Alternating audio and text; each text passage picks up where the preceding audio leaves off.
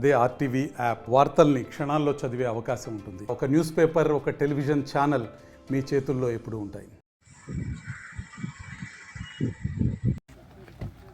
ఈ కొరడు అడ్డం చేస్తూ ఉన్నాడు. అడ్డం బాయ్ కొద్ది పక్కకు రమ్మా.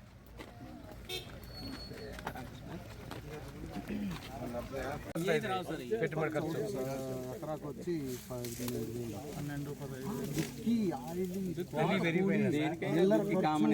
అన్నీ ఉన్నాయి సార్, లెక్కే కదా అది. మళ్ళీ మందు బస్తాలు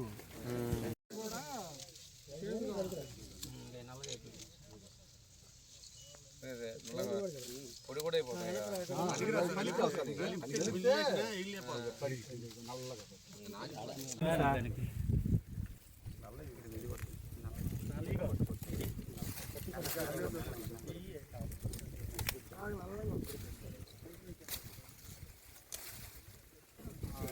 నమస్కారం అండి.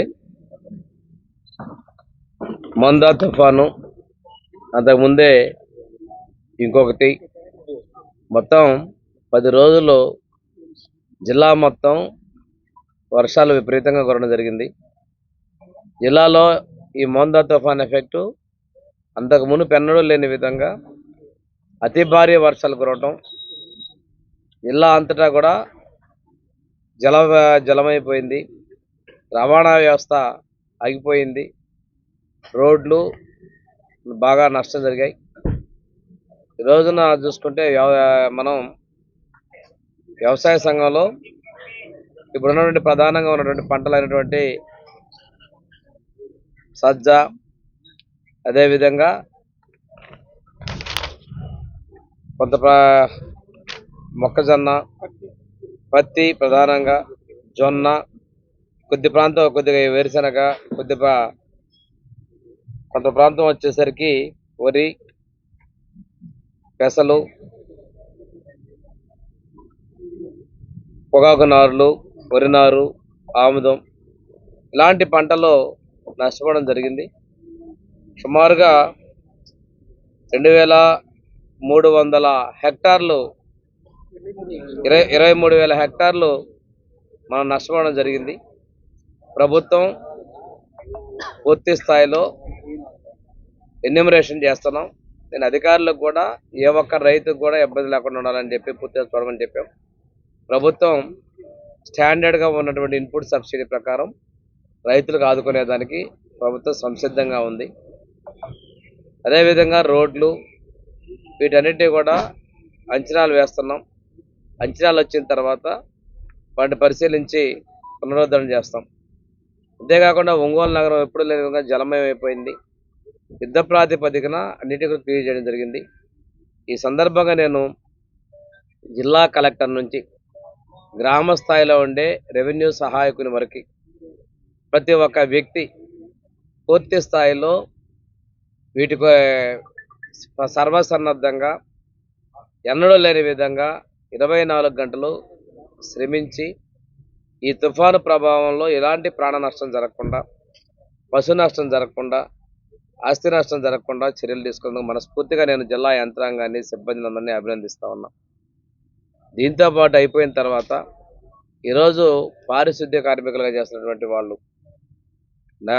రోడ్లను క్లీన్ చేసుకోవడంతో పాటు ఎక్కడా కూడా ఎలాంటి సంఘటనలు లేకుండా పూర్తి స్థాయిలో వారి శక్తి వంచన లేకుండా కృషి చేశారు.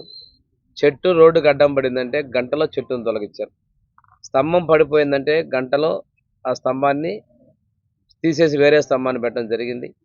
ఇందాక ఆర్డీఓ గారు కూడా చెప్తున్నారు, రాత్రిపూట కూడా 12 గంటల తర్వాత కూడా మీరు కలెక్టర్ గారు కూడా గ్రూపుల్లో పోస్టులు చేస్తూ ఉన్నారండి. ప్రజల నుంచి పెంచే మీకు వచ్చే సమాచారాన్ని కూడా ఆ గ్రూప్లో మేము జిల్లా స్థాయిలో కమాండ్ కంట్రోల్ గ్రూప్లో ఉన్నాం.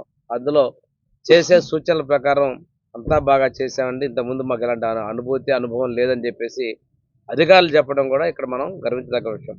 ఒక సమర్థంగా, ఒక అనుభవం కలిగినటువంటి ముఖ్యమంత్రిగా చంద్రబాబు నాయుడు గారు ఉదయం 10 గంటల నుంచి రాత్రి 11 గంటల వరకు సచివాలయంలోని ఆర్టీజీఎస్లోనే సమీక్ష చేయడం జరిగింది.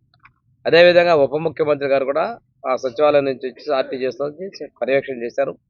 ఐటీ శాఖ మంత్రి అయితే రాత్రికి కూడా అక్కడే ఉండి నిరంతర పర్యవేక్షణ చేయడం కూడా జరిగిందనే విషయాన్ని మా ప్రభుత్వం మీకు తెలియజేస్తూ ఉంది. ఇంత చేసిన తర్వాత ఇలాంటి పెద్ద విపత్తులో మేము మనుషులు కాపాడుకోగలిగామనే విషయాన్ని మీకు నేను తెలియజేస్తాను. ఈరోజు 11కే పరిమితం చేసిన వ్యక్తి ఆ పార్టీ, ఆ ఛానల్ దీని మీద బుర్ర జల్లుతా ఉన్నారు. జాకీలు పెట్టి ఎల్లో మీడియాలో లేపుతుందని మాట్లాడతారు ఒక మాజీ మంత్రి. జాకీలు పెట్టాల్సిన పనిలే. ఒక గొప్ప మ్యాండేట్ ఇచ్చారు 164 స్థానాలతోటి చంద్రబాబు నాయుడు గారి పరిపాలనకి, అనుభవానికి, పరిపాలనా దక్షతకి మ్యాండేట్ ఇస్తే జాకీలు పెట్టొద్దని మాట్లాడతాడు ఒక ఆయన, కన్నబాబు గారు అనుకుంటా. ఇంకొకళ్ళు వచ్చేసి ఇది చంద్రబాబు నాయుడు చేసిన తప్పే, మానవ తప్పిదం అని చెప్పేసి ముఖ్యమంత్రిగా హోదా చేసిన వ్యక్తి ఈరోజు విపక్ష నాయకుడి హోదా లేని వ్యక్తి మాట్లాడతాడు. ఆ మీడియా కూడా మాట్లాడతారు. ఇది చాలా దురదృష్టకరం.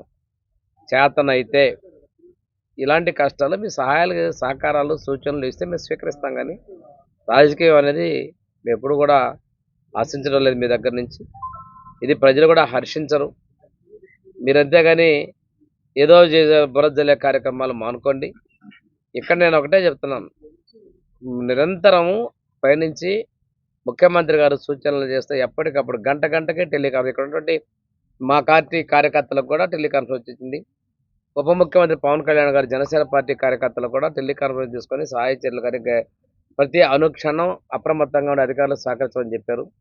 భారతీయ జనతా పార్టీ వాళ్ళు కూడా కార్యకర్తలకి ఈ సమాచారాలు ఇవ్వడం జరిగింది. ఎన్డీఏ పక్షాలందరం అధికారులకు కలిసి పూర్తి సహకారాలుగా ఇది జరిగింది. రిహాబిలిటేషన్ సెంటర్లో ఉన్నటువంటి వాళ్ళు కూడా ప్రభుత్వం ఈరోజు 25 కేజీల బియ్యం, అదేవిధంగా పామోనిల్ ఆయిల్, అదేవిధంగా ఉల్లిపాయలు, ఉర్లగడ్డలు, చక్కెర ఇలాంటి వస్తువుల్ని 1500 నుంచి 1800 రూపాయలు ఖరీదైనటువంటి ఇవ్వడం జరిగింది. వేటకి వెళ్ళినటువంటి మత్స్యకారులకి, అదేవిధంగా చేనేతలకు కూడా మనం ఈ నిత్యావసర వస్తువుల సరుకుల పంపిణీ కూడా ప్రభుత్వం ఇచ్చి ఆదుకుందనే విషయాన్ని మీకు నేను తెలియజేస్తాను. ఇంత పెద్ద ఎత్తున ఈ సైక్లోన్ పునరావాస కార్యక్రమాల్లో కూడా మా ప్రభుత్వం చేపట్టింది. ఇంకొక గొప్ప విషయం, కొంతమంది ఈ మరిపూడి చెరువు మీ అందరూ తెలుసు, చాలా కాలం తర్వాత పూర్తి స్థాయి నీటి మట్టంలోకి వచ్చింది. ఆ చెరువుకి నీళ్లు రావడం కోసం వర్షాల్లో కూడా మా అధికారులు ఓట్లవాగు ప్రాంతం నుంచి ఛానలింగ్ చేయడం కోసం కూడా ప్రయత్నాలు చేశారు. అదే టైంలో చేసుకునేది వస్తుంది. కానీ ఆ ప్రయత్నాలు చేసే సమయంలోనే రాత్రికి రాత్రే చెరువు నిండడం, ఆ కాలువల్లో నుంచి నీళ్లు పోతూ ఉంటే వెంటనే ఆ కాలువల్లో కూడా ఇసుక బ్యాగులు వేసి మా నాయకులు, అధికారులు కలిసి ఆ నీటిని కూడా ఒడిచిపెట్టుకోవడం జరిగింది. ఈరోజు జిల్లాలో ఉన్నటువంటి ప్రతి ఒక్క రిజర్వాయర్ కూడా పూర్తి స్థాయిలో నీటి నిల్వగా ఉన్నాయి. రైతులందరికీ కూడా అది ఉపయుక్తంగా ఉంటుంది. ఇప్పుడు పంట నష్టం చూసాం. మరిపూడి మండలంలో సజ్జ బాగా దెబ్బతింది. 340 హెక్టార్లు వేశారు. వీటిలో కూడా మనం ప్రభుత్వం నుంచి ఇన్పుట్ సబ్సిడీ ఇచ్చి ఆదుకునేందుకు మేము చర్యలు తీసుకుంటాం. ఈ నష్టపరిహారం ప్రభుత్వంలో నుండి నియమ నిబంధనలకు అనుగుణంగా వాళ్ళకి రావాల్సిన ఇస్తాం. కొద్దిమంది మిగిలినటువంటి పంటలు మన దగ్గర జిల్లాలో మిగిలినటువంటి వాటికి కూడా ఆ విధంగా ఇస్తాం. కేంద్ర ప్రభుత్వం మార్గదర్శకాల ప్రకారం ఈ ఇన్సూరెన్స్ కూడా చెల్లించేదానికి చర్యలు తీసుకోవడం జరుగుతుంది.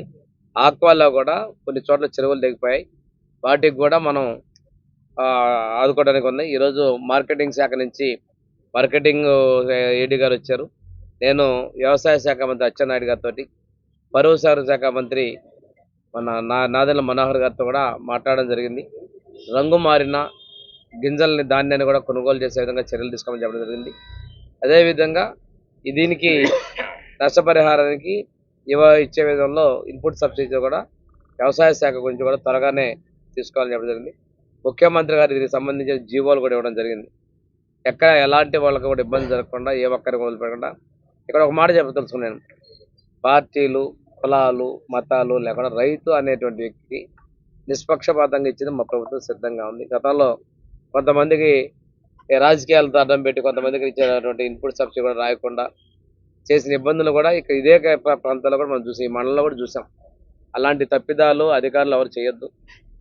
మనకి రైతు వ్యక్తి, ఇక్కడ రైతు అనేటువంటి వ్యక్తి నిజమైన లబ్ధిదారుడు. రైతులకు న్యాయం చేసే కోసం మా ప్రభుత్వం ఉంది అనే విషయాన్ని మీకు తెలియజేసుకుంటూ, ఈ సందర్భంలో అధికారులకి వీళ్ళందరూ కూడా ప్రజల సహకారం కూడా ఉంది. వాగులు పొంగుతున్నాయి, మీరు వెళ్ళొద్దు అన్నప్పుడు కానీ మీరు ఈ స్టేజ్లో మీరు పూర్తి సహకారం కావాలంటే ఇంట్లో నుంచి బయటకు రావద్దన్న సందర్భంలో రావడం, పిడుగులు పడేటప్పుడు బయట ఉంటే ప్రాణాలు పోతాయని చెప్పడం, ఇలాంటి వాటిలో కూడా సహకారం చేసే ప్రజలందరికీ వీరందరికీ కూడా నేను మనస్ఫూర్తిగా ధన్యవాదాలు తెలియజేసుకుంటూ తెలుగులో న్యూస్ కి ఫాస్టెస్ట్ యాప్ ఇప్పుడు టోటలీ న్యూ అవతార్లో జస్ట్ 5 seconds లో కంప్లీట్ న్యూస్. సోషల్ మీడియాలో ట్రెండ్స్ కి one stop solution. Live TV app voice search option తో ఇప్పుడే డౌన్లోడ్ చేయండి లేదా అప్డేట్ అయిపోండి. యాప్ లింక్ డిస్క్రిప్షన్ లో ఉంది.